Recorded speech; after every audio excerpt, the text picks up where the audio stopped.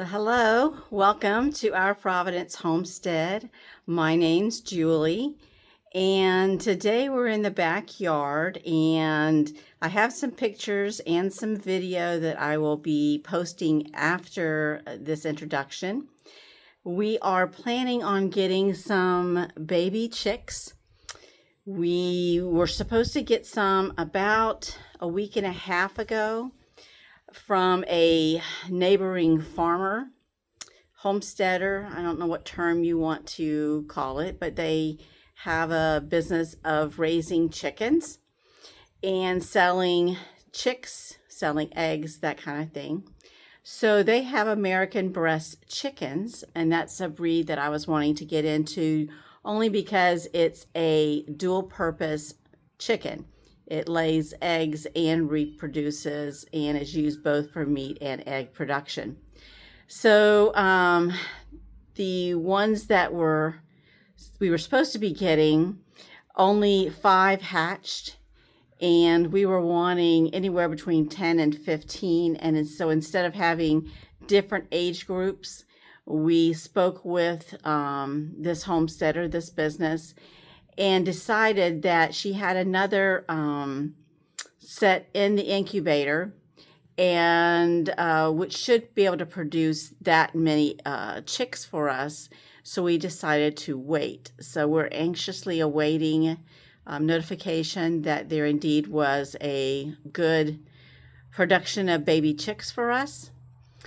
And we've also been looking at some other chicks in local farm and feed stores, but holding out hope for these. If not, then we'll just get some egg producers right now and get started with that.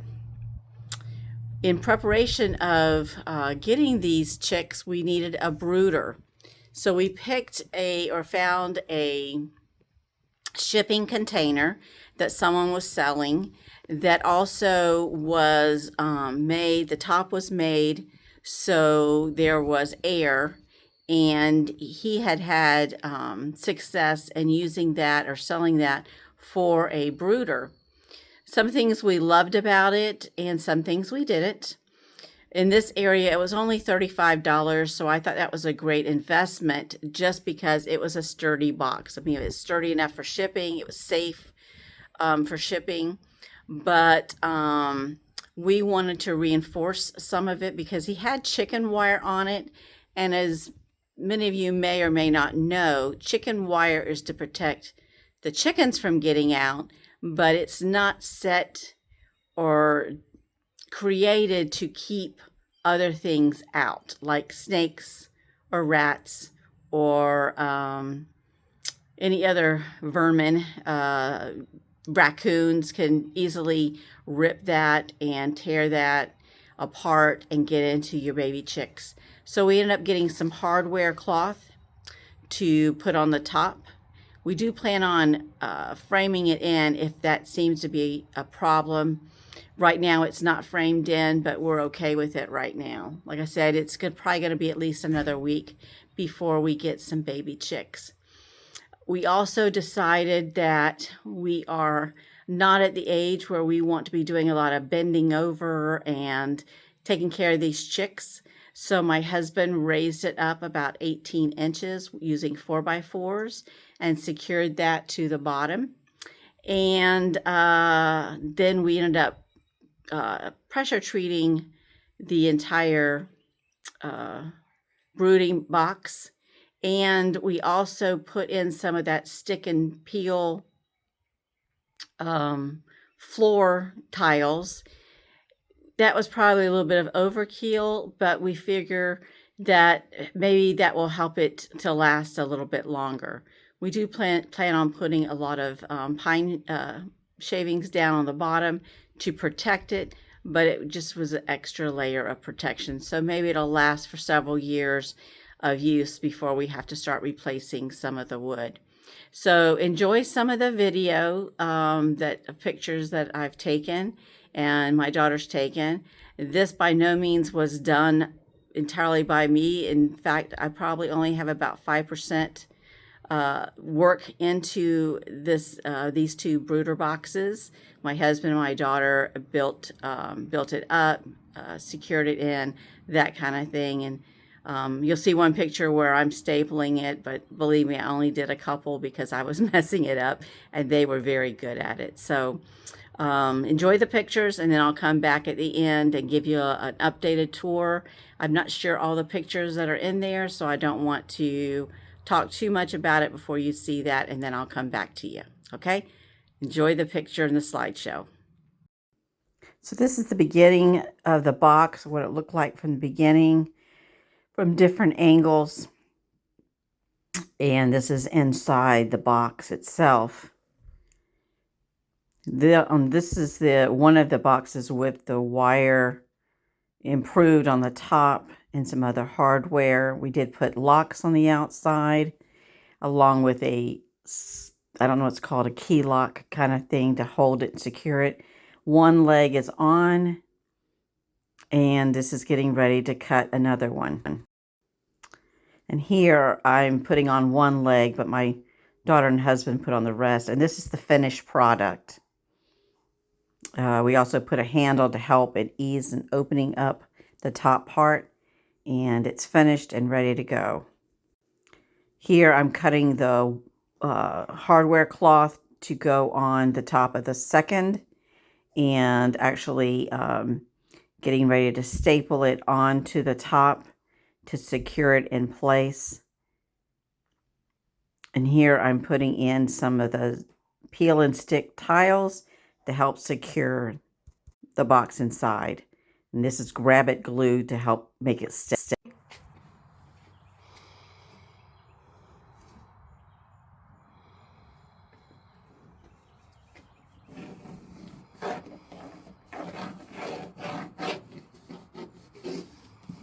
We're putting this down there to try and protect this bottom. I know we'll have pine shavings there, but it's very sensitive to absorbing moisture. So that's why we're putting this on there. Then we'll have pine shavings on top. Plus that'll help us to clean it a lot easier between times. Okay, so we're going to continue. This is the finished area inside and what it looks like. Okay, so this is at the end here. I don't, again, please bear with me if I'm repeating anything. But these are the two boxes. We did put them up on 4x4s to help with our backs and cleaning and upkeep, that kind of thing. What was not on the boxes themselves are these little locks. The system's right here. And then we also have locks here, so raccoons can't get in there. It would take a human to get in there. And then also this is the wire cloth we put on. If you look closely, you can see the chicken wire underneath it. That's from the inside, and then this is on the outside. So I really love that part of it. And let me open it up for you. And we also put a handle on it to help with ease of opening.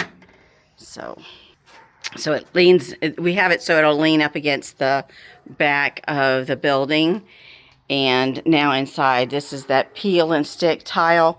We did have to use some grab-it glue on the back of them to make them stick, but I think it will help to make it easier to clean out because it is slick and able to be used that way.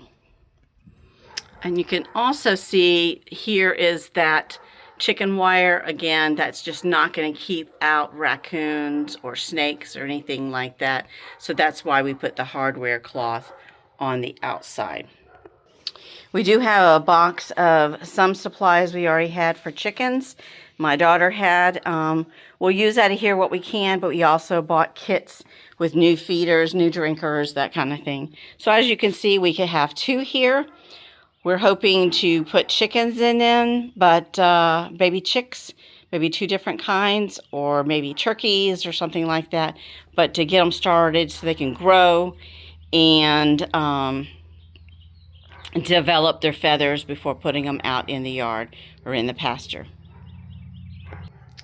So that's it. I hope you enjoyed this video. I will post when we do have some baby chicks, baby turkeys, maybe something to go into these nice brooder pens that my husband and my daughter created and built and prepared for the next step in our homestead of getting some chicks and wildlife to help us be more self-sufficient. Plus, with the egg prices, it's probably a good idea to start investing in some egg-laying chickens. Okay, so have a great day. Hug and kiss your loved ones. Tell them you love them.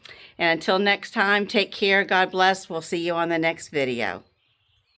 Bonus, this is a little extra. What's inside?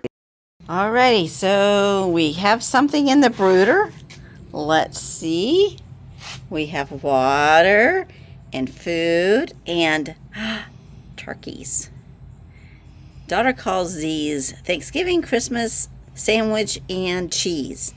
So we'll see who's who in this lot. They're not wanting to move around. Let's see. Let's see if we can get them to move around. There they go.